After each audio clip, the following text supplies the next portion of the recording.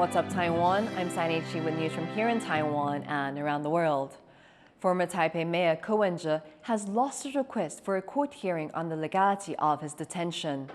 The founder of the Taiwan People's Party will remain in custody of the Taipei District Prosecutor's Office. Corruption investigators raided Ke's home and party headquarters on Friday. They took him in for questioning that lasted late into the night.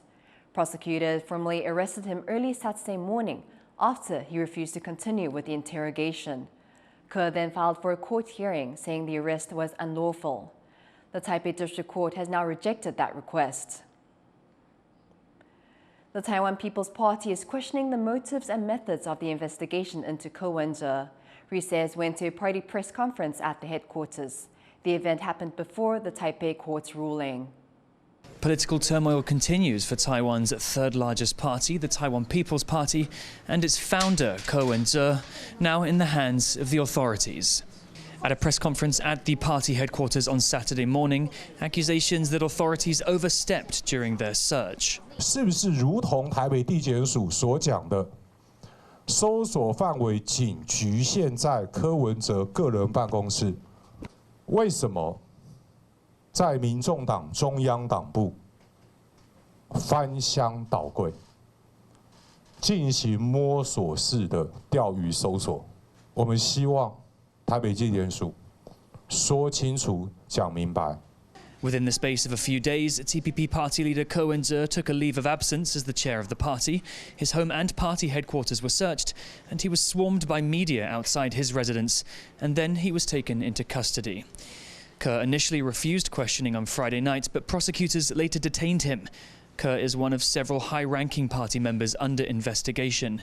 He stands accused of profiteering from real estate deals during his tenure as Taipei mayor and of misusing campaign funds during his run for president, charges he denies. Taiwan's courts are meeting today to discuss Ke's case, with developments expected over the course of the weekend. Developments that could decide the future of Ke's party and of his tenure as one of Taiwan's top politicians. Yisun Chen and Says in Taipei for TaiwanPlus. Tourism between Taiwan and China is slowly starting back up again. Beijing has announced plans to lift its travel ban to the Kinmen Islands, letting people from its Fujian province visit the Taiwanese territory. No date has been set yet. This decision comes after a delegation from Kinmen visited the Chinese capital, calling for the reopening of tourism. China is starting to allow travel to Taiwan's outlying islands after years of restrictions. Before the ban, around 800,000 Chinese tourists visited Kinmen each year. Firefighters, police and other public sector workers have rallied in Taipei to demand for same workplace protections other people enjoy. Nearly a year after their push for unions and safety measures began, they've gathered hundreds of supporters to let the government know they won't be ignored. John Van Triest reports. Firefighters, police, law clerks and prison staff rally outside the legislature in Taipei. A collective push for labor rights is what's brought them together. As public employees, they're not allowed unions, nor does the workplace safety law that protects ordinary workers apply to them. But they say a string of deaths this year shows this arrangement doesn't work. There's the pair of firefighters killed when their oxygen tanks ran empty. There's the legal clerk who allegedly died from overwork. And there have been suicides too, raising concerns about mental health. In all, 14 public servants have died since New Year's Day. This rally of several dozen is a memorial to them, but also a call to action. After a moment of silence for the dead, there are testimonials about the hardships and sometimes the dangers workers in these fields face.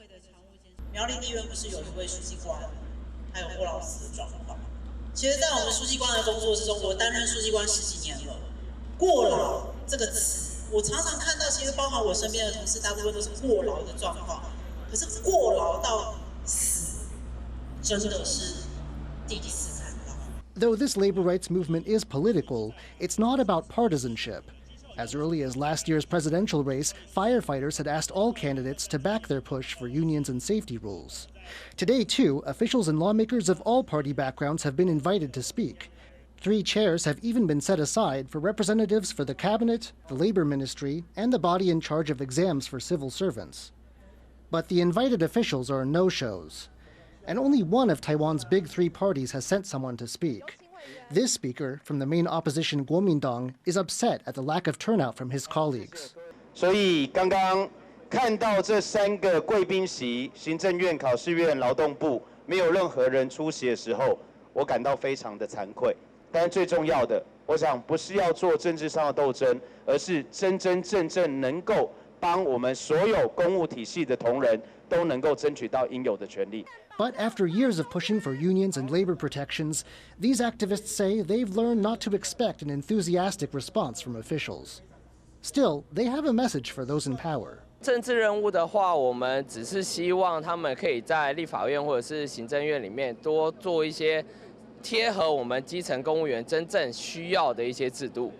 但是我觉得，在纵观这近几年来说，其实最后我们需要的并不是政党的推动，真正能带动制度改革的，最终还是我们基层的团结。Before the gathering disperses, supporters lay candles on a table to spell out the word safety.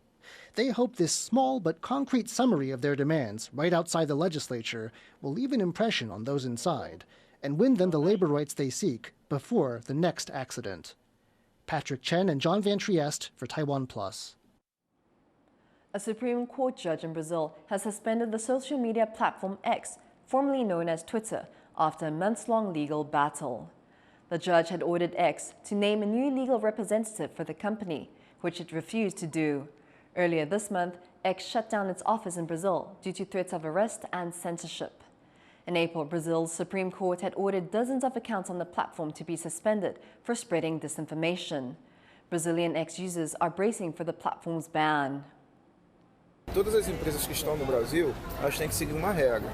Eu acho que independente do que possa estar acontecendo ou de posicionamento político, se alguma dessas empresas não querem seguir essa regra, aí eu acho que o judiciário brasileiro ele tem que ter sim esse pulso firme. Brazil is fighting to contain wildfires that have erupted across the country, with the environment minister saying the government is at war with the blazes. O governo federal está fazendo uma guerra contra os incêndios e é uma guerra também contra o crime organizado que opera em algumas regiões, é uma guerra também contra uma visão negacionista que insiste em não reconhecer o problema da mudança do clima.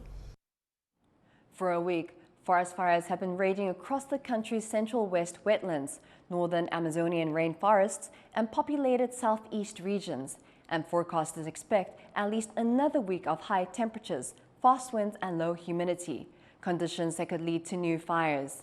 The environment minister expects the fires to continue spreading, and Brazil's government has previously said arsonists have been starting more fires. Nós estamos lidando com uma realidade que a cada semana surge mais 10 frentes de incêndio. E se não é por raio, não é por uma ação natural, porque esse período os meteorologistas estão dizendo que não tem incidência de raios, é por ação humana. Residents across Venezuela have been left without power, with the government blaming the nationwide blackouts on opposition sabotage. Se produjo en Venezuela un sabotaje eléctrico, un sabotaje contra el Sistema Nacional Eléctrico que ha afectado a casi todo el territorio nacional. Authorities made this announcement without providing evidence. The claims comes after the country's disputed July 28th presidential election and as the government threatens the opposition with legal action. Residents in the country's capital, Caracas, have been seen lining up on the streets to charge their phones. Blackouts are common in the country, but are usually much smaller in scale. A former Olympic wrestling champion has returned to her hometown in rural Senegal to train a new generation of female champions. Bryn Thomas looks at how she's defying her country's gender norms while honoring her village traditions. Isabel Sambu's village of Malamp is a long way from London and even farther from Rio de Janeiro, cities she visited as part of Senegal's Olympic team. 8 years after leaving her shoes on the mat, the 43-year-old 9-time African wrestling champion is teaching women to grapple in her hometown. Ici, dans mon village, les femmes luttent. C'est notre traditionnel. In Senegal, boys across the country wrestle on the beaches or on empty lots, and in the cities, male champs brawl and sprawl in front of thousands of spectators. But the sport remains off limits for women. except for in Casaman's region, where Isabel Sambou is from, home to the Hola ethnic group, where women clinch alongside the men.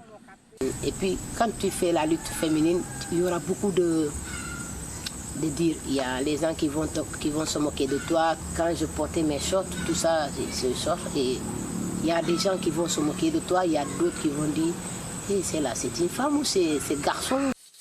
They weren't laughing when Isabel carried the flag for Senegal at the 2016 Rio Olympic Games. Although she didn't win any medals in her bouts, now that she's retired, she's determined to train someone who will. Parce que je me suis dit, il faut que je retourne chez moi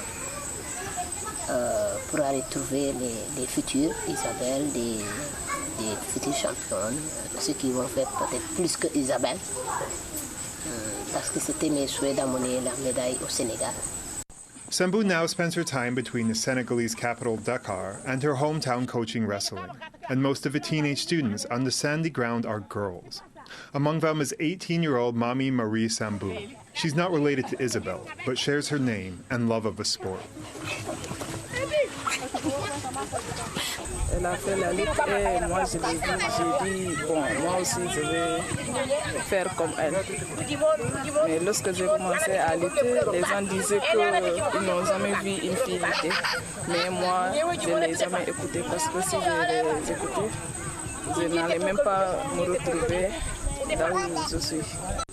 Following in Isabel's footsteps, tomorrow's champions will continue to represent Senegal, breaking gender norms and guarding village traditions. Scott Huang and Bryn Thomas for TaiwanPlus. Taiwanese conservationists and indigenous hunters are teaming up to promote traps that are safer for the endangered Formosan black bear. This bear's paw was wounded by a steel trap, the type often used by indigenous hunters in Taiwan to ensnare deer and wild boar. 它就是一个钢环嘛，那动物踩到触发之后，它的环会从地上这样子弹起来，然后就束紧。那看说是束到动物的哪一个部位。那如果它今天束到例如那个腕部的话，它之后血液不循环，那动物越扯它会越紧，然后血液无法流通之后，它的掌部就整个会坏死。 That's what happened to Ziman, a 1.5-year-old male Formosan black bear rescued from a trap last October. Although he was released back into the wild after treatment, he was found dead weeks later. Ziman is just one of 18 bears discovered in traps in Taiwan since 2014. The NGO, Taiwan Black Bear Conservation Association, says 6 of these animals were found dead.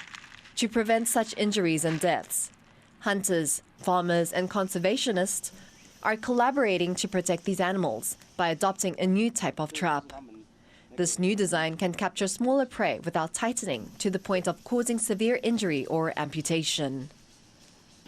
因为它的口径小，熊的手掌很宽，你看这样子踩，它不会完全，除非它踩偏了，弹起来它只会打到这个手指而已，这样子，它不会完全卡到这个手掌上面。So far, the new snares seem to be working. Footage shows bears getting away unharmed. 我想在帮助宣传，然后更努力一点，让我们的熊更多，也可以让我们的族人更了解这个熊的生活方式，也不要说我们让外人对我们来讲，就是说很刻意的去猎杀它这样子啦。To date, over 5,600 of these traps have been given away for free in Taiwan. By working together, hunters, farmers, and conservationists may one day remove the Formosan black bear from the endangered species list. Scott Huang and Sunny Chi for TaiwanPlus.